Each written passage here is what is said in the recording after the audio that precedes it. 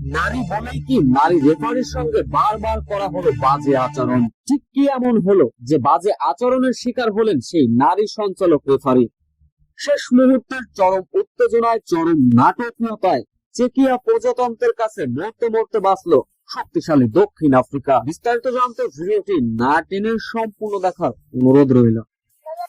প্রথমার্ধে দক্ষিণ আফ্রিকা এগিয়ে ছিল বল দখলে, শট নিয়েছে দুই দল সমানে সমান, 5টি শটে একটি অন টার্গেট।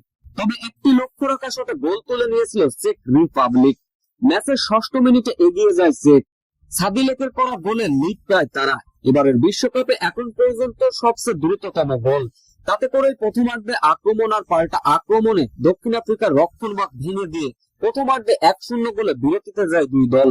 বিরতি থেকে ফিরে এসে যেন একের পর এক আক্রমণ চালিয়েছিল চেক রিপাবলিক। তবে ম্যাচের 52তম মিনিটে আবারও আক্রমণে চেক প্রজাতন্ত্র।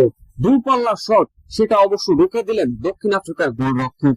তাতে করে হয়তো লিডের মাত্রা বেড়ে যেতে পারত চেক রিপাবলিকের। ম্যাচ শেষ হতে তখন বাকি ছিল আর মাত্র 7 মিনিট। চেকিয়ার ডিবক্সের ভিতর চেকিয়ার এক ফুটবলারের হাতে লাগলো বল।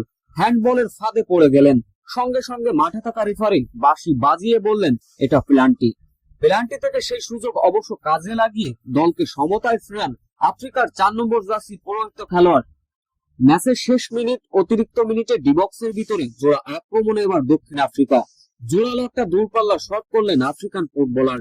সেটা অবশ্য আবার প্রতিহত করে দিলেন চেকিয়ার গোলরক্ষক। তাতে করে হতাশার মাত্রা বেড়ে গেল দুই দলের। পুরো ম্যাচের দাপট দেখানো চেকিয়া শেষ পর্যন্ত দক্ষিণ আফ্রিকার কাছে একে একে গোল সমতায় পয়েন্ট ভাগাভাগি।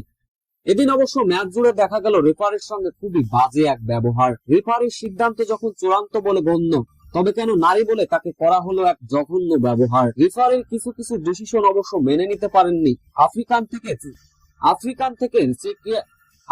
থেকে চেকিয়া